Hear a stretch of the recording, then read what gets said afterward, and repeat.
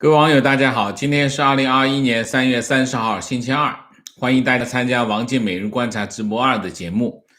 我们今天的题目是影响中国经济今年中国经济的关键要素，热钱的去向。那么我们讲什么叫热钱？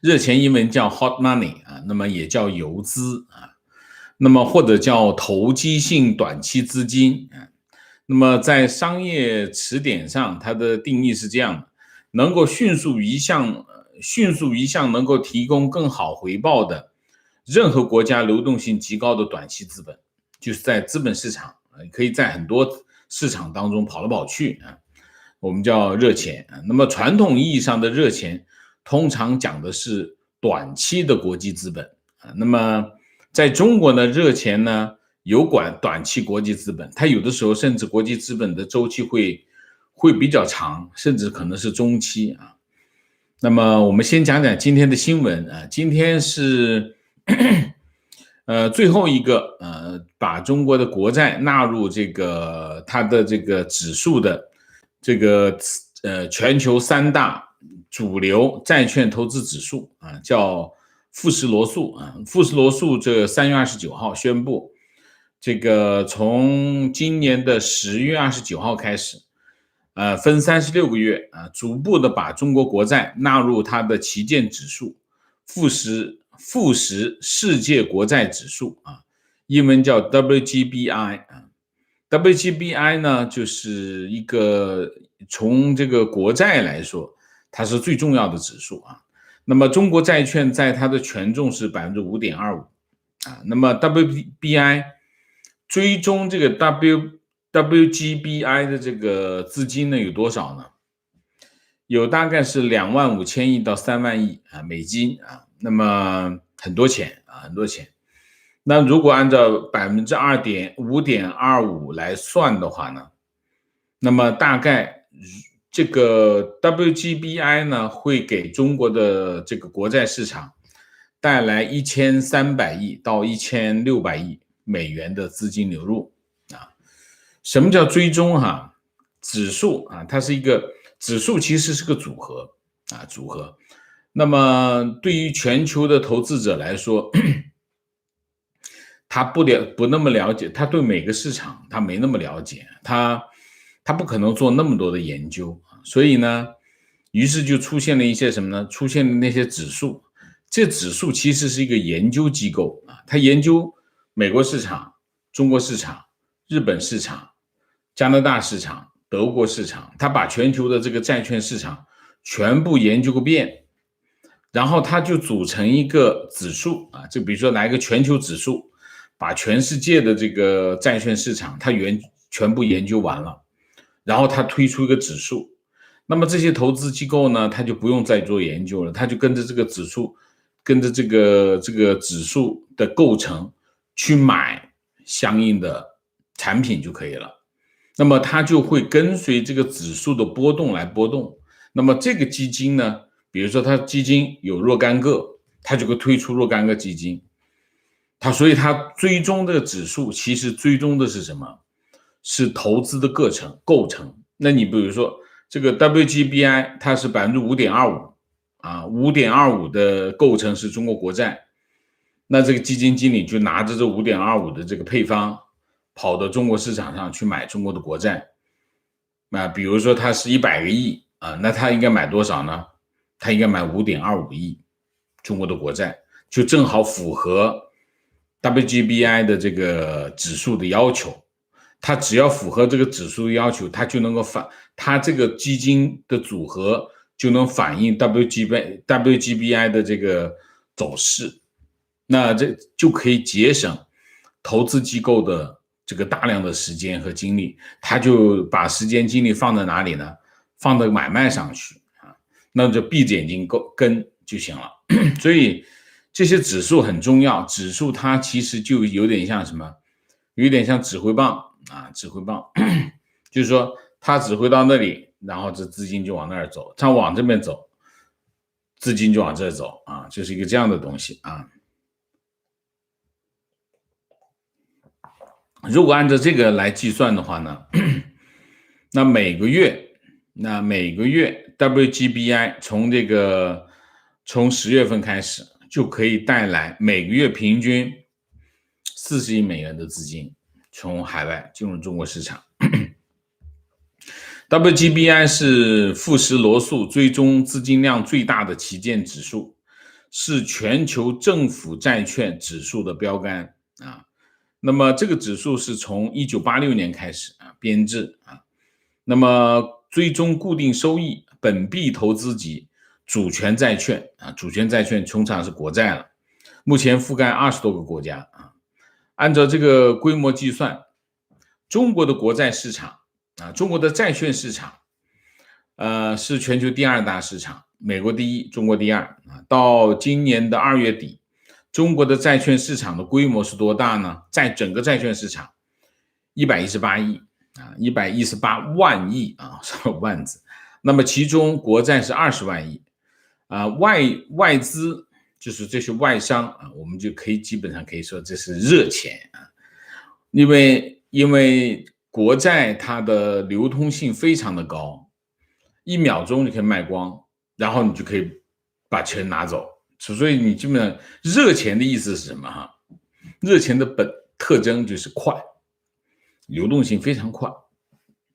不热的钱是什么不热的钱，比如说你买套房，那就是冰凉的，就是这个叫什么钢筋水泥，温度很冷吧，你不能马上卖掉吧，你交易时间会很长，你这钱不能一下子就走掉。你比如说钢筋水泥什么意思？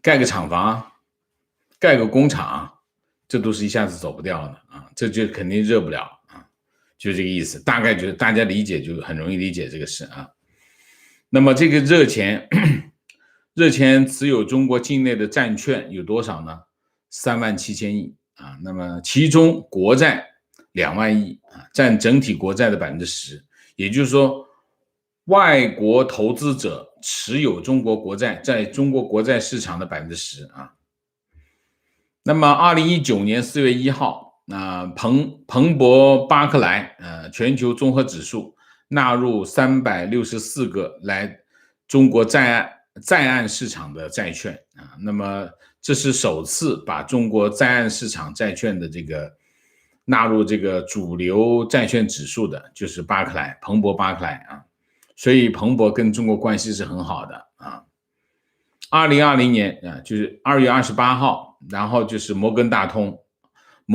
通把这个国债纳入到它的全球新兴市场的债券指数那么这2个动作反映了什么？反映了热钱的流向它其实是顺应热钱流向，不是说他自己闭着眼睛指一下，他不会乱指的，他乱指的话会被人放弃的。如果他的指数被大家放弃的话，那他这指数没有价值所以他不能，他基本上要顺应这个市场资金的流向那么过去一年来大量的国际资本涌入中国的债券市场跟股票市场那么这些资金我们都可以叫它是热钱为什么？原因是去年疫情爆发，美国、欧洲、日本都受疫情冲击然后就发生经济危机吧。先是金融危机，然后是经济危机，然后就是这个中央银行这个宽松的货币政策，然后就是零利率零利率的结果是什么？零利率的结果就是钱就到处去满世界跑，因为你要知道这些基金手上握的钱100亿、1000亿美金那么这些钱你零利率，那我怎么办？我要找能够有回报的地方，又有回报，然后我如果跑到国外的话，我还得考虑什么呢？这个汇率稳不稳定？我辛辛苦苦弄了个3%的回报，结果这利率一下子跌10%，那我还赔了。所以要找一个利率稳定利率有回报，然后同时汇率稳定的地方是哪里？人民币。于是呢人民币去年这个汇率很坚挺，因为中国出口很好，所以汇率很坚挺然后同时呢，中国国债的收益率跟这个美国国债10年期的收益率对比，大概有300个点子啊，300个点子的利差，我们叫利差。这个利差呢，300个点子基本上让这些投资经理都疯掉了，因为这300个点子是很大的利差。那么如果他把这个汇率进行对冲汇率风险，那基本上可以，只要对冲的汇率成本不超过2%，那它基本上可以，我们叫无风险套利，无风险套利。于是呢，就跑了多少钱进？去年1年，国际市场跑到中国的这个资金进行这个套利的资金有多少呢？4000亿美金，很多钱，4000亿4,728，2万亿啊，2万亿人民币啊。当然，这笔钱涌入中国市场，再加上中国出口又很好，所以人民币去年是非常坚挺啊，非常坚挺。那么另外一方面，你可以看到啊，就是说，去年虽然中美之间这个交恶啊，贸易战打着啊，但是呢，你可以看到啊，很多的资金在往中国跑，这是一个方面。然后你可以看啊，高盛成为第一个获得这个合资企业100%股权的外资银行啊，这是高盛啊。然后摩根大通、摩根斯坦利啊，摩根斯坦利就不用说了，它是那个刚才那个指数就是它的指数啊，所以它在中国都照顾他们，安排好了各个据点。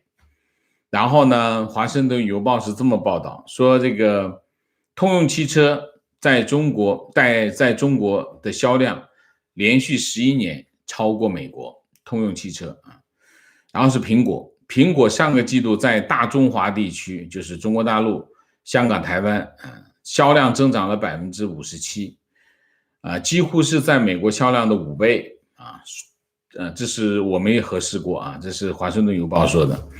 然后是特斯拉啊，特斯拉在上海的超级工厂实现了特斯拉的跨越式的发展。这你可以看到，这个美国的商界对中国市场的态度为什么是这个样子？这是有原因的啊，这有原因的啊。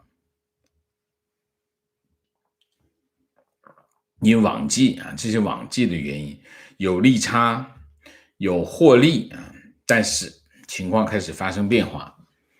发生什么变化呢？外国投资者开始担忧他们在中国市场的利益啊。从去年开始啊，蚂蚁集团上市受阻，然后就是阿里巴巴，别忘了阿里巴巴是个外国企业啊，美国上市的企业。阿里巴巴和马云开始被这个人民银行政府开始针对啊。最近的情况是什么？最近是马化腾啊。马化腾他的腾讯这个联合调查组进驻腾讯啊，那马化腾也现在也开始遇到了一些困难，遇到了一些问题。你可以看到，就是像阿里巴巴、像腾讯这种级别的企业，都遇到麻烦，意味着什么？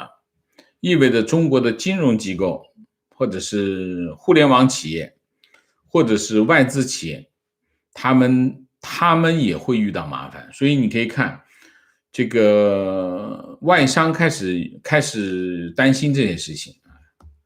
那么然后呢，这是一个方面，就是来自中国政府的一些行为，给在中国投资的外商给他产生了一些顾虑啊，心理上的担心啊，这是一个方面。另外一方面，中美两国的经济政策也开始背道而驰啊。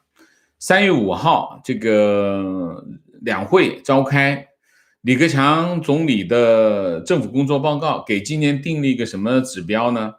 给今年定了一个不低于6%的这个指标啊，这个指标外界理解为相当保守。然后整个的方向是控制财政赤字，然后收紧货币政策，这是一个往回收的一个整个经济政策。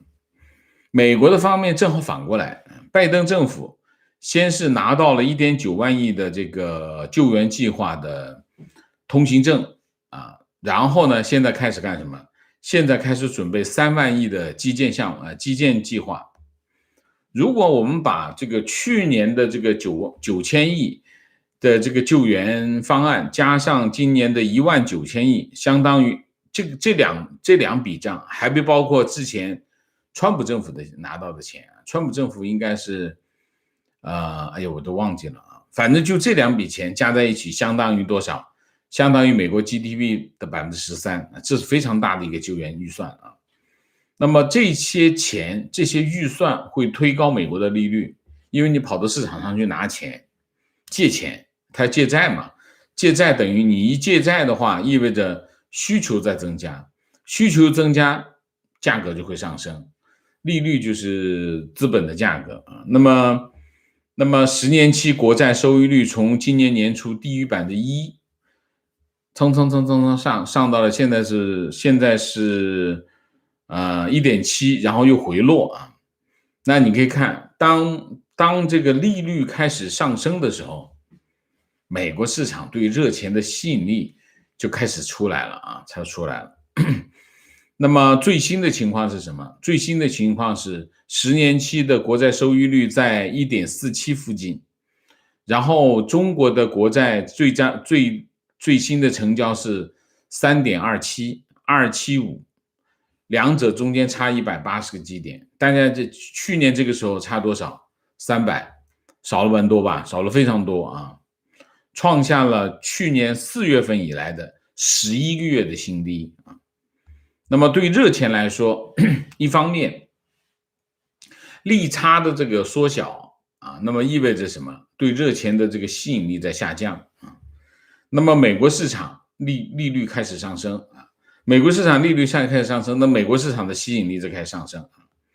那么也就是说，过去几个月你可以看，美联储的货币供应量一直在2位数字的增长啊。那么他现在的情况是什么？他们原来计划的是美联储的通胀目标是10年，做了10年啊，设了10年的目标都没实现过，就是希望能够达到2%啊。那么但是啊，现在这个利率这么上法的话，是有可能发生的啊。也就是说，债券市场的压力让利率开始上升，然后呢，市场产生的利率啊，就是我们通常讲国债收益率啊，市场产生的利率比美联储跑得快，美联储不会那么快加息，因为通胀还没上来，而且它实体经济还没上来，它不可能加息。但是当这个资金需求一下上来的时候，市场利率就先跑起来了啊。那么所以呢，这些热钱就会随着更高利率的产生往回跑回美国，获取更高的回报。因为它回美国有个什么好处呢？虽然看过去它的利率没那么高啊，但是它没有汇率风险，所以把这点些综合因素一算，钱还是会往回跑啊。那么大概是一个这样的情况啊。那么如果当这个美国的利率开始回升啊，你可以看到的情况是什么呢？1.9万亿现在还没出来啊，开始陆续往外跑。然后如果3万亿的基建项目如果通过的话，那么美国的资金啊就是美国的经济的活跃度就会上来。那么美国经济的活跃度上来，利率开始上升，然后就出现什么？出现了一个大概率的情况，就是资金从这个新兴市场往美国本土流啊，这是个非常重要的方向啊。那么这会出现其中新兴市场。虽然中国去年表现还不错啊，因为疫情控制啊，但是大家都认为中国市场是一个相对稳定的市场，但是中国市场仍然是新兴市场。所以一个非常重要的情况是什么？就是资金热钱，当美国经济开始回升，当这个你看哈，几件事情发生。第一个，疫苗注射、疫苗接种疫苗接种基本上实现了群体免疫，然后接着发生的是什么？接着发生的就是经济重启这第二个。第三个，经济快速反弹。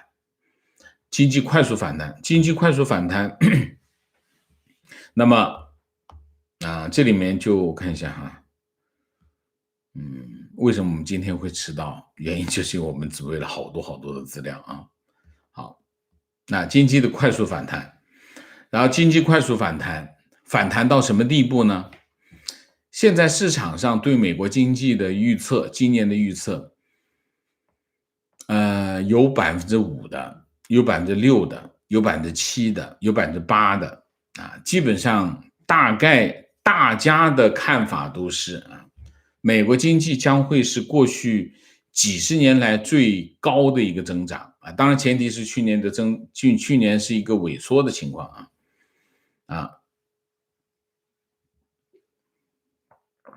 那你想一下，在这个大背景之下，资金就会往中国跑，就会出现什么呢？就会出现2013年发生过的事情。2013年的时候是什么情况呢？就是美联储退出量化宽松美联储退出量化宽松，开始收紧银根，开始收紧货币政策。当时美国经济国内情况非常的好那么国债收益率就开始下降，那么大量的资金就开始流回美国。那个时候呢，中国就开始收紧外汇管制，不让钱出去，但是完全挡不住，钱还是回了美国，没有东西阻挡得了热钱追求高回报。那一年到2014年年底，中国的外汇储备少了多少？减少了3000亿。但是其实不止，就是说流向美国的资金肯定不止3000亿了，肯定是3、5千亿以上这个级别。这就是当时发生的情况。2014年热钱跑光之后，大家记得吗？2015年就出了个什么？2015年就出了一个，中国就赶紧出了一个什么政策？刺激经济的方案。2015年的刺激经济的方案非常的猛烈基本上是2015年的中国刺激经济的方案基本上是不打算过了的样子，使劲的往里面砸。2015年。那么今年中国市场还有一个风险是什么风险？我刚才讲大量的资金跑回美国，也就是我刚才讲的这些热钱的特征是什么？热钱的特征就是他投资的东西都是些流通性很高的产品，股票流通性很高，1秒钟卖掉，1秒钟就可以保；国债流通性很高，1秒钟卖掉，1秒钟就可以走，就都是一些这样的，他的投资的标的都是这种流通性非常高的投资品，所以它才叫热钱你不小心你盖个工厂，你2、3年你都走不掉，没人接你的盘，你肯定跑不掉的。所以这就叫热钱。当你热钱一走的时候，大家不知道有没有留意过水灾水灾第一坝水灾最重要的是堤坝堤坝拦住水，防止水溢出那么通常堤坝什么时候会崩溃？2个情况，一个情况就是水上涨的时候冲过去了漫堤，或者堤坝出现缺口会崩溃。还有一个情况是什么时候崩溃？还有一个情况就是当水位下降的时候，这个坝体就会溃原因是什么？因为水上升之后，坝体里面全是水，其实那个时候是不容易溃坝的它撑住，帮助这个堤坝一起撑住。等水位开始下降的时候呢，堤坝里的水位也下降，堤坝水位也下降的时候，它堤坝就会溃堤，有很多时候是这个时候溃堤。那么如果国际热钱这个时候噌的跑了，这情况就会对它会产生同样的效果，它就会产生什么呢？它会对这个金融市场产生巨大的冲击啊，那么很多东西就会产生，这里面的出现的情况就是什么？就是违约啊，就是国企。今年的中国的资本市场的最大的风险是什么？就是国企违约啊。那么今年国企违约的这个规模将会比去年大非常的多啊。那么去年以来，中国已经有几个千亿级的集团出现违约，债务违约啊。一个是这个北大方正集团，一个是清华紫光，然后是海航集团，然后是这个我们之前说的这个辽宁的这个叫什么来着？辽宁的这个什么汽车来着？哎呀，一下子没想起来。那么这些大规模的大的这些都是上千亿的这种违约，对这个债券市场的冲击是很大的。那么这些特别是这些大国企的违约，对债券市场的影响非常大，这是一个方面。另外一方面还有一个什么方面？房地产，房地产的企业啊，这几年借了大量的美债啊，这个美元债啊，一旦美元回流，对这个房地产企业的影响也是非常的大。大家知道啊，这个人民银行跟银保监会对这个房地产企业设定了一些规定啊，这个3条红线，这3条红线对房地产企业来说，今年会有非常多的中小型的房地产企业倒闭破产，资金链断裂啊，所以这是一头。这些房地产企业的倒闭，资金链断裂也会导致什么？债权违约。所以这一头是国企债权违约，这一头是房地产企业债权违约。如果资金再往回跑，两者一挤压，那后果非常严重啊。3月26号，国资委发了一个公告，这个公告要求什么呢？它这公告题目叫《关于加强地方国有企业债券风险管控工作的指导意见》啊，现在都说指导意见，但是你不能不听啊。那么它意思就是什么？说近期个别地方国有企业发生债券违约，引发金融市场波动和媒体关注，要求各地国资委严把防范国有企业的这个债权违约啊，那么严禁欺诈发行债券、虚假披露，然后严禁这个逃废债啊，逃废债国有企业是有这个历史的，就是国有企业借了好多钱啊，发债券也好，跟银行借钱，最后呢，这个国有企业呢就通过一些办法，国有企业背后是什么？政府就成立一家新的公司。新的公司呢，把这个国有企业的这个公司的主要的资产呢，慢慢转到这家公司里面去，这家公司就变成一个空壳，然后变成空壳之后呢，就让它倒闭，就叫逃废债。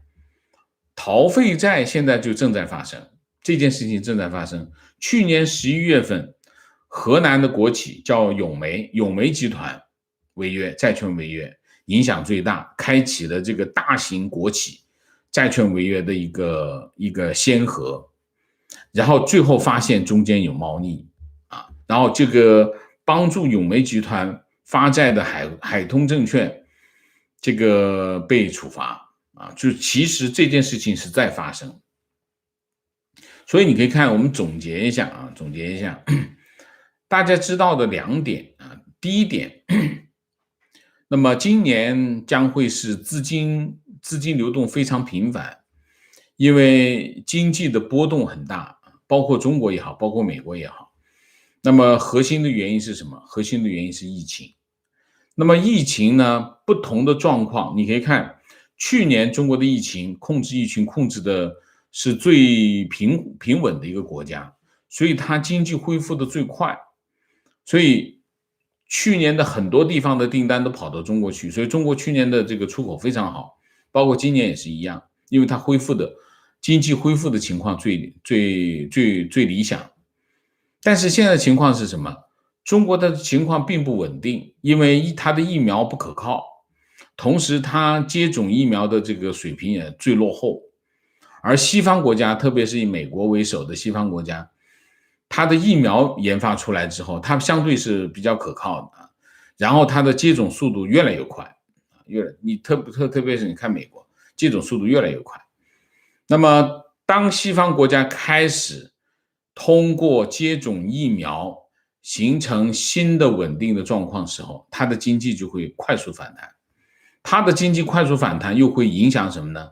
影响资金的流动。那么原来呢，去年中国的情况比较好，那么热钱就趴到中国去套利。那么现在就美国经济要是反弹，如果美国经济真的有7%、8%的增长，那全世界的钱都往这边跑，因为你经济增长就能获利啊，利率就会上升啊。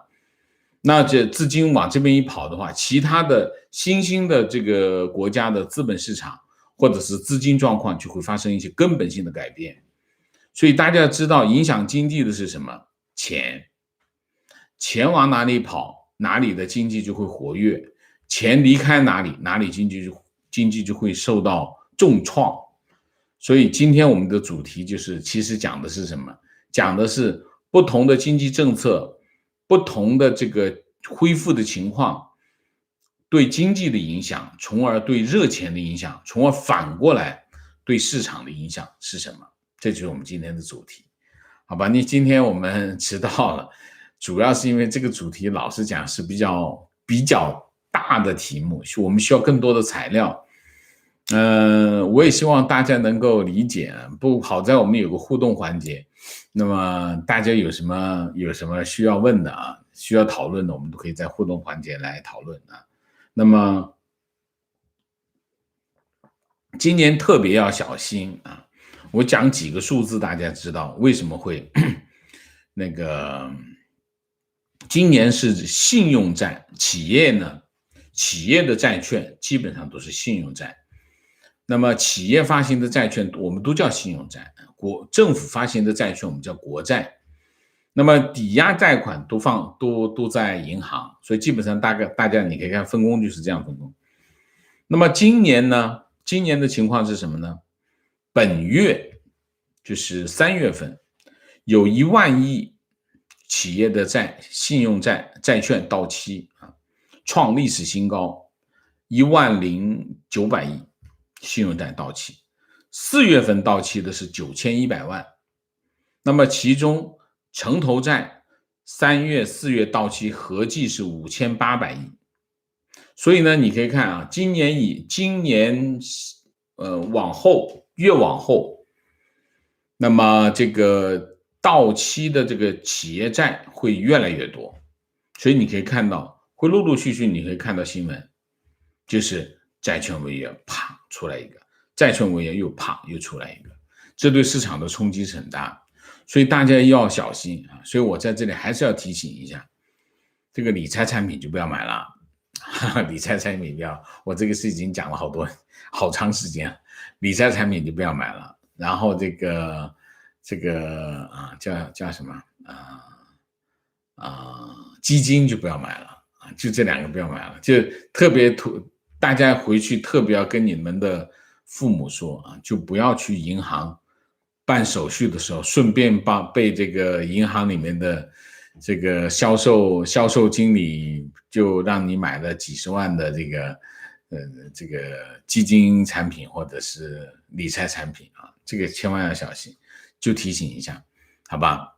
好，那我们今天就讲一个财经的话题，因为今天我看了一下，主要的新闻我们都讲过了啊，今天没有什么太大的突发性的重要的新闻，所以我们就近期的讲一讲财经新闻吧。财经新闻我们不能永远只讲人民币汇率，讲房地产，我们还得讲一些跟整体经济有关的东西，好吗？好，那我们今天的主题就到这里，我们下面进入互动。进入互动之前，温馨提示，请大家点赞，请新来的网友订阅，请大家加入我们的会员，支持我们做更好的节目。特别提醒一下，如果你要加入我们的会员，用电脑，不要用手机啊。那么用电脑就不会给苹果这个抽水啊。那么另外呢，也请大家点亮小铃铛。我们小铃铛点亮的还是不够多，太少了。我们应该有10万8万的点亮小铃铛，现在只有这个2、3万，太少了。我们还需要更多的网友来参加我们的直播啊！参加直播有几个好处。第一个，不用看广告。有些网友老说我有广告，那没有办法，一定会有广告。不想看广告，那你就参加我们直播，然后参加直播还能够互动啊，这个是有意义的，好吧？好，明线。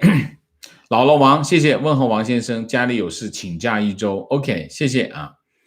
HJ1985，谢谢，打卡悉尼，在家办公，每次都错过直播 ，OK。Kevin， 你今天没错过啊？Kevin， 太郁闷了，第2次 H1B 工作签证抽签失败，一个人躲在浴室里大哭一场，还没告诉老婆孩子，不知道自己还能不能撑下去。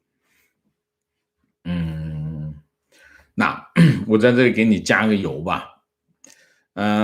我们总是会遇到这种情况啊，就是说我们总是会有一些我们满怀希望但是又没有达到的一个目标啊，这是我们人生当中会经常遇到这种事情，没关系的啊，没关系的啊，就车到山前必有路啊，所以在这个问题上我不知道该怎么办，但是我知道你一定会有办法，所以我们大家都给你加油，希望你能够坚持下去，而且我希望你一定能够找到解决问题的办法，好吗？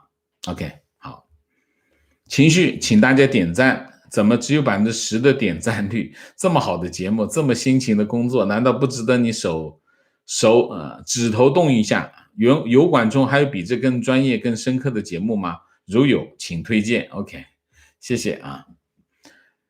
提问，请问王先生，大陆又开始新一轮扫黑，是中共缺钱了还是清除妄议者啊？扫黑这件事情我跟大家说一下，扫黑这件事情呢是像专项斗争啊，持续了多长时间？3年啊，3年前啊启动了一场这个扫黑啊。中国有没有黑社会？中国严格意义上呢，共产党就是黑社会啊。为什么？我说共产党黑社会并不是一个开玩笑啊。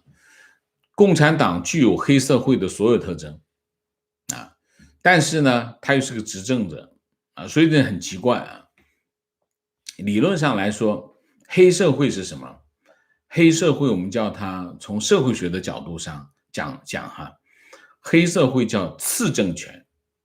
什么叫次政权？就是说你有一个官方的政权啊，有个就是白天出现的政权，那么白天这个去实行你的统治。统治是什么？就是2件事情，维持秩序，然后收税。政权其实就做2件事情，一件事情维持秩序啊，第2件事情收税啊。政权所做的事情就是这些。那么次政权是什么？次政权就是这个公权力覆盖不到的地方，那么出现了另外一种政权，这个政权不是公开的，是地下的啊，所以叫次政权。那么它在公权力覆盖不到的地方维持秩序、收税，它其实做的跟政府没有区别。但区别在哪里呢？区别它不稳定啊。第一个它不稳定，第二个呢，它会出现冲突啊，就是它的政权呢它可以是多样性的，可以是1个，也可以2个，也可以是3个，它可能出现各种状态，它不稳定啊，所以它有不同的形态啊。那么中共其实跟这个差不多，所以你可以看理论上来说，中共是一个专制政权，而且它的权力范围非常大，非常广泛啊，它什么都管。从你的思想到你的灵魂，到你们家，他完全向私域里面侵犯不断的侵犯人的私欲，所以中共的这个权力非常的广泛。可是在他的这个统治之下，怎么还会有黑社会呢？其实中国发生的黑社会跟什么有关？跟公权力有关。就是说，中国的发生的黑社会并不是传统意义上的黑社会，它其实是中国现有政权的一种延伸，只不过延伸方式是什么？延伸方式是官员，是通过官员去把这个政权的空间扯出来，留出一个空间，让他一帮小兄弟在那里形成一个次政权。这就是中国式的黑社会。中国式的黑社会所谓的次政权是跟政权本身有关系，就是其实跟官员有关系。好，大家知道了。所以在中国所谓的黑社会其实就是官员包庇的一个次政权。如果你知道这个，你就明白了。所有的黑社会在中国没有一个黑社会能够生存，除非这个黑社会背后有个保护伞，这个保护伞通常都是官员，理解了吗？好，那为什么会这些官员要保护一个黑社会？主要的原因是能捞钱啊。那么这些官员做生意不方便嘛，捞钱又很想，那怎么办？那就找一帮人去搞一些东西呗啊，我就罩着他就七行八式呗，就是这样子啊。所以这件事情他为什么扫黑呢？扫黑打的不是黑社会，打的是黑社会后面的那个保护伞，后面那个保护伞是官员。官员是什么？官员有听话的，有不听话，有自己的，有不是自己人。所以实际上归根结底还是什么？还是保持政治上的压力。所以这就是中国式的扫黑，就是一件。所以从去年开始一直扫到今年。为什么要扫到今年呢？因为明年开20大，这又是一个政治工具啊。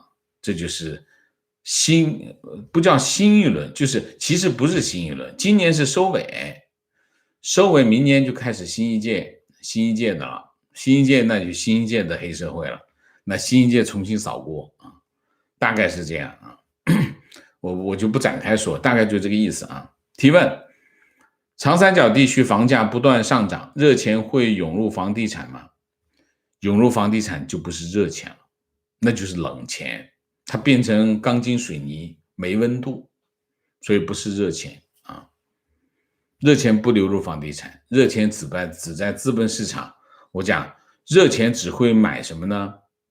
买快速就是流动性高的资产，房地产是流动性非常低的资产啊。情况：今年第一季度统计，中国债务违约貌似创新高，而且今年特点是房地产企业违约高增。本季有华夏幸福、重庆协信、重庆能源违约，就是这样啊，就是这个不是高峰，还会下个月应该是高峰，4月份应该是高峰啊。提问：影响中国经济的外部因素，关键还是中美关系、中欧关系。目前看情况不容乐观，但决定因素还是在内部。除了疫情的不稳定性外，金融风险当属最为重大，民营经济首当其冲，将成为重灾区。出路何在？想听王先生指点迷津。出路，你说的出路是指什么？民营经济的出路吗？民营经济出路，就是别干得太大，干得太大呢，就会被人看上，被人看上呢，就会黑打，黑打呢，就会不见了啊。所以这个，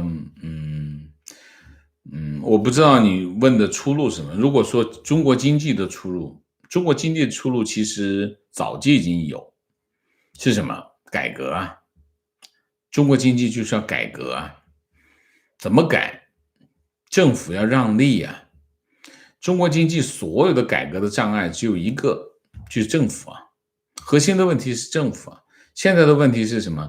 政府不让所有的问题都是政府不让，不愿意改，不愿意改，因为有利益啊，所以改不动，原因就是在这里啊。中国经济要发展起来，核心的问题要在政府身上动刀子啊，那么市场主体，市场才会活跃，市场活跃，经济才会活跃，经济活跃才能解决经济中的问题。现在的问题并不是市场的问题，也不是市场主体的问题，是政府的问题啊。我们这个问题太大，我们就事论事讲会比较好讲，好吧？太宏观呢，大帽子底下人都跑光了，没有意义啊，说一些空话没意义啊。提问：国际热钱进入，通过利率差赚钱，这到底是赚中国的钱还是美国的钱？中国的估计又是韭菜的，如果是美国的，也是美国公民的嘛？这就是很典型的民粹说法啊！我不是骂你啊，我是解释给你听。如果是赚钱的话，跟韭菜有什么关系？韭菜穷得叮当响，你有钱给别人赚吗？韭菜没有钱，所以我们不要用这种思维，到最后，哎呀，又是老百姓啊，吃苦的又是老百姓。老百姓没那么多苦吃的，老百姓吃的就是那些苦，所以我们不要这么讨论问题，好吧？通过利差赚的钱，赚的是什么钱？赚的是市场的钱赚的是市场的。市场赚谁的钱？是借钱人的钱。大家一定要知道经济学的原理，利率是谁掏的？利率就是借贷者付出的成本，就叫利率。你比如说你跑到银行去借钱借钱，银行借给你钱，你要付利息。那这个利息是什么呢？这个利息是你付的那么如果这银行把这个借贷打包卖给另外一个人，这叫资产证券化。那个人呢就开始收这个利息，这个利息是给谁的呢？利差是哪里来的呢？是你付的，是借钱人付的。所以我们要讲什么呢？我们要讲真实的情况，就不要喊口号，跟韭菜没关系，韭菜没那么多钱，韭菜穷得要死好吗？美国也不是这样所以所有的利率，所有的利差利率都是谁付出的？借贷者付出的。记住，借贷者付利息情况，谭德赛3月30日的表述非常明确，他在世人瞩目的新闻记者会上要求派遣国际专家对武汉病毒所泄露事故的假设进行新的深入调查。提问：世卫谭书记如此罕见发生，指责中共不配合调查小组，而且不排除病毒是实验室泄露的可能，这说明他急于切割吗？大家留意到了哈，谭德赛开始转向转向为什么？美国联合了14个国家，对这个病毒对这个武汉调查小组的这个报告，昨天出来的报告，我们不愿意报它，因为没有意义，那报告没有任何的价值。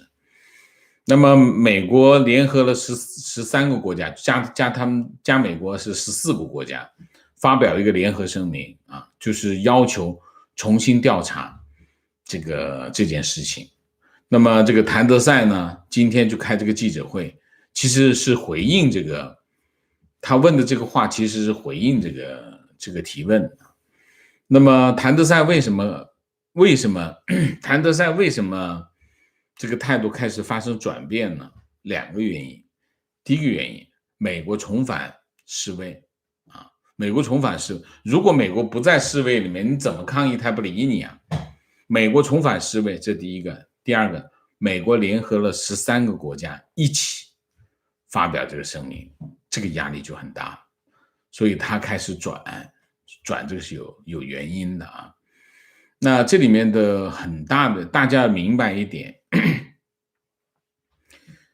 现在你见到的所有的国际组织，从联合国开始啊，一直下来，这些国际组织是谁缔造的？都是以美国为首的西方国家缔造的啊。所以实际上，包括世界银行也好，包括这个国际货币基金组织也好，包括 WTO 也好，那么为什么这些年你可以看到中国对这些组织的影响很大？为什么？因为美国撤离呀，美国不要它了。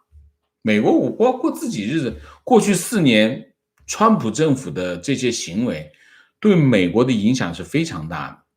所以你可以看，美国的撤离正好给中国的进入和影响创造了完美的机会，而且中国处心积虑的去渗透这些组织啊，那你不干了，那不正好他就全干了吗？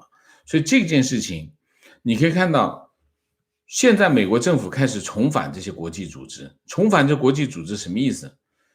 他把原来的关系再找回来不就行了吗？所以其实美国要是真的去重新重返这些国际政治舞台，重新重返这国际组织，它的这个资源是非常深厚的。所以这个那中国是没办法比的。所以这件事情你可以看到，慢慢的这些国际组织的话，之前我们会看到很突兀的东西往外跑，你可以看到慢慢的这些突兀的东西就又会不见啊，这就是形势开始变了啊，形势开始变了。为什么？我都说了，新冷战已经开始了，新的冷战已经开始了。新的冷战开始的话呢，美国如果开始真的重返国际政治舞台，那它会吸引很多往它这边走。那当他往他这边走的那边就没有了，大概情况就是一个这样的情况啊。他不是急于谭德赛不是急于切割，他是调整立场，因为形势开始变了啊。提问王老师有一期节目给下届美国政府的建议，不知道现在的拜登政府是否按照符合王老师当时的建议？我不觉得他听得懂啊。有一些是比较符合的，就是包括我认为美国政府会在前面半年先把注意力放在自己内部事务啊，重点还是解决疫情，解决经济，解决内部的分裂的问题啊，社会分裂的问题。那么同时前半年重要的还要解决什么？盟友的问题，把这些问题解决好，他才会翻过头来跟中国才进行真正的交手，应该是在拜登政府上台半年之后的事情，真正交手，我认为是这样，我现在还这么认为这是一头。所以你可以看哈，布林肯说美国不会去追究中国的责任，疫情的责任啊，包括这个朝鲜半岛，你看朝鲜已经试射2次导弹了，美国政府都没有强烈反应。所以你可以看，就是说拜登政府其实到现在为止，他的态度还是什么？用川普支持者的话说是软弱啊，我认为他就是会软弱，就是尽量的把这个对抗的级别控制在一个相对低烈度的情况之下，他把他自己内部的情况整明白，才来对付他，否则的话没办法搞。这是一个，我觉得从目前的态势来看是基本上一致的啊，这是一头。另外一头是什么？另外一头就是在一些关键点上，美国绝对不能够退缩。哪个关键点？就2个关键点。第一个关键点就是台湾问题，第二个关键点就是香港问题。这2个关键点是绝对美国不能退缩。如果美国退缩的话，后果非常严重。其他的还没看到，还没有发生啊，好吗？提问：近来很纠结，请教王先生。2周前，亚特兰大6位亚裔、2位白人死于一白人犯罪枪下，因此诱发各地反歧视亚裔示威。我也有参加，但至今警方也没有做出表示作案动机是种族歧视。6天后，科罗拉多有一个叙利亚裔开枪打死10人，都是白人，动机同样不确定。按照亚裔的做法，是不是白人也可以上街抗议种族仇杀？我们应该如何辨别种族歧视为动机的冲突和犯罪？如果只是以肤色为根据，岂不是只要双方肤色不同，就是你种族歧视，我种族歧视你啊 ？OK， 这是个好问题啊，这是个很多人都会有的困惑啊。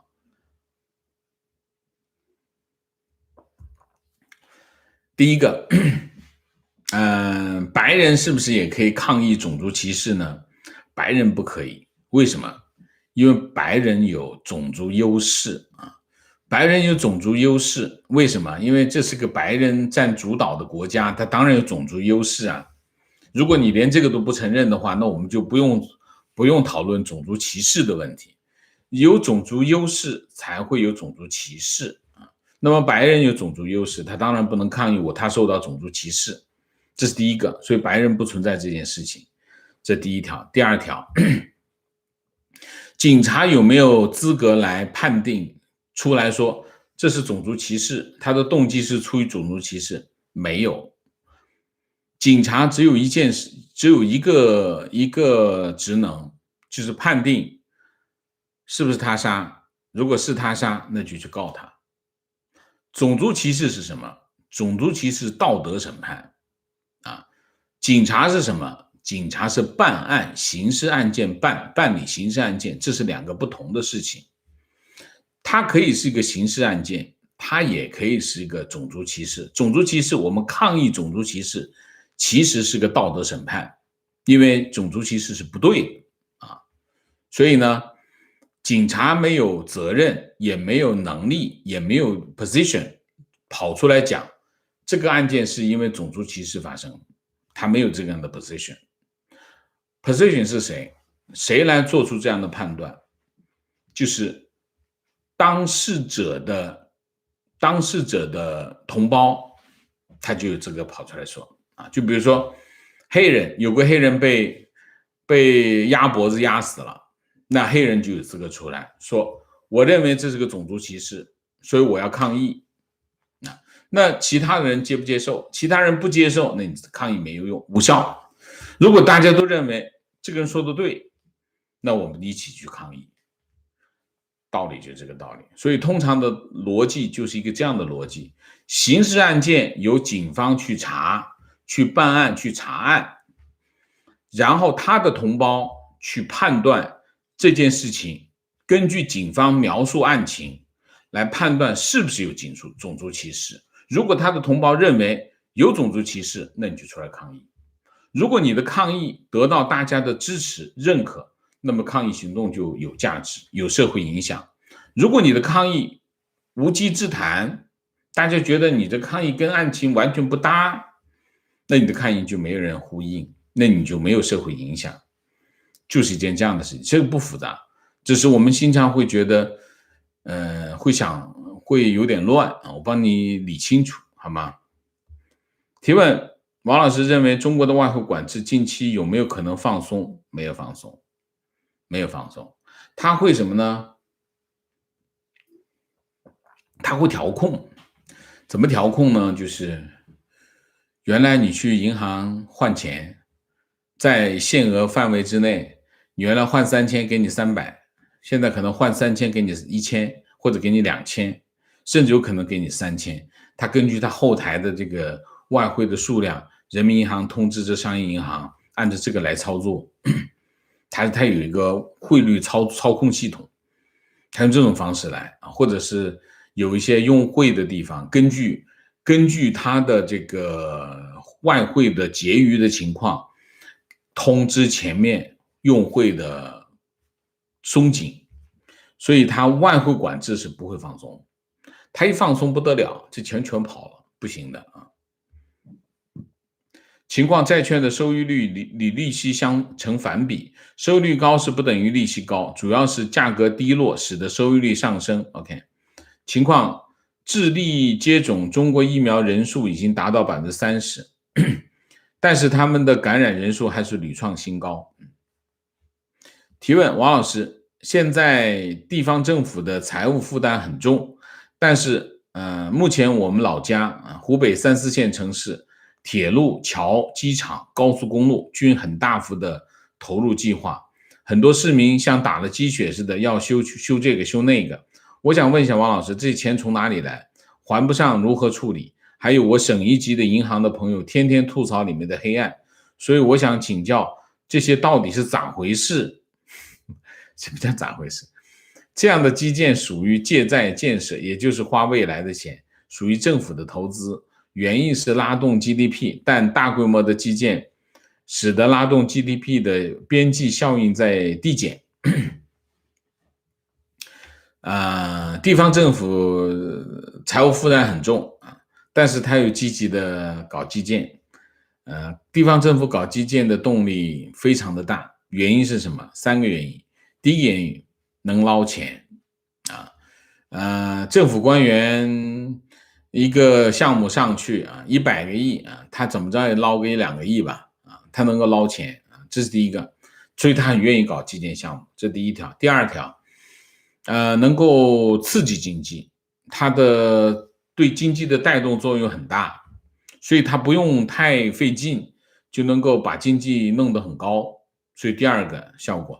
第三个效果，你修了条高铁出来，哎呀，那地方政府大家都记得你，谁当市长的时候，我们这通了高铁，所以他们就很愿意搞这些有政绩、有好处，还能够帮助经济成长，何乐不为呢？所以地方政府官员很愿意做这件事情，但是没钱怎么办？借使劲借反正我在这就干2届，我在第二任的时候我使劲借完之后，我这政绩上来我就上去了怎么样？后面的官员来还这个债，所以他不着急。所以这就是独裁政权的问题，就是你控制不住，因为没有你在西方国家，在美国你借钱你得过这个议会一看借这么多钱不批，你借不动就这个问题。情况讲一下王老师上期说的低人权能不能带来优势。我在北京做的是一个大型连锁快餐，员工很多为了多挣钱要求加班，一个月做400小时，做400小时的人大有人在，就这样扣了装修、人工、房租、水电、物料，基本5年才能把投资回本，等于存了5年无息存款。结论 CCP 统治下，就算低人权都经营不下去，国内生意没法干。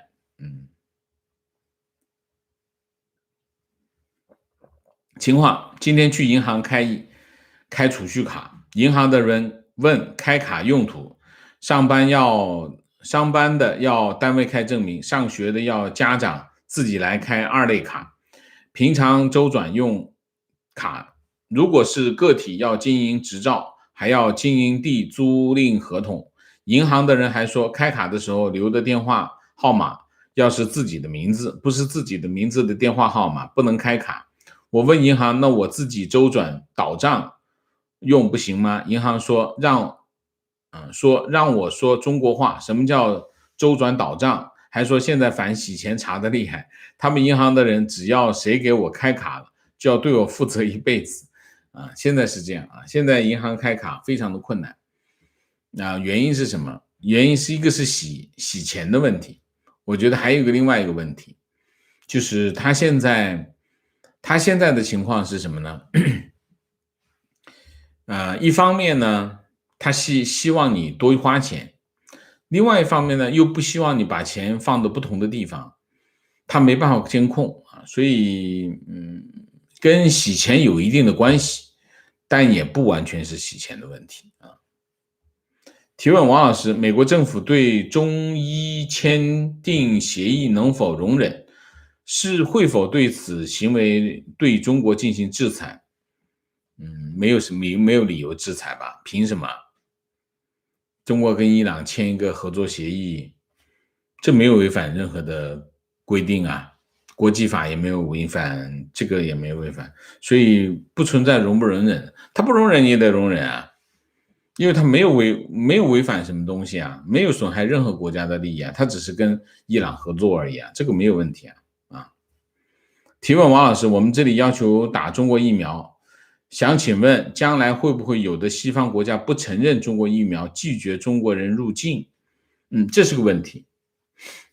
未来会有一个我们叫疫苗护照啊，疫苗护照就是我有一个手机，可能里面有个 APP 啊，那个 APP 里面有一个证明，说这个人已经打了疫苗，什么时候打的疫苗，然后我通过这个就能入境。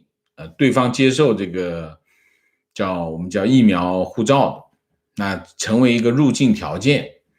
那么现在的情况是什么呢？欧盟是不承认中国疫苗的，欧盟是不承认的，所以呢，中国人要入境欧盟，理论上来说，应该不行啊，应该不行。美国现在什么情况？现在没有政策，美国现在还没有开放啊，美国估计开放之前应该会有一个政策，但是毫无疑问，中国疫苗现在的问题是什么？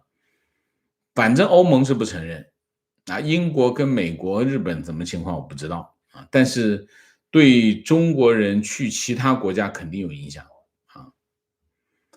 情况加提问，王老师你好，昨天小米 CEO 雷军宣布投资1000亿，不是650亿吗？怎么变1000亿了？差350亿是不是你给啊？亲自带队研发小米电动汽车，雷军声称这是他人生中最后一次重大创业项目。请问王老师如何看待雷军这次创业？目前国内的经济形势下，电动车的发展前景如何？电动车有非常大的发展前景，为什么？现在全世界都说2035年吧，应该是2035年之后不再生产就是燃油汽车，也就是2035年之前，所有在街上卖的汽车都会是电动车。那你说它市场前景怎么样？是有前景啊，这是没有疑问的。核心的问题不是这个，核心的问题是雷军能不能造电动车的问题，他造的电动车到底成不成的问题，因为这里面有很大的风险。大家知道，投资1000亿也好，投资650亿也好，这不是一个小数目啊。然后够不够啊？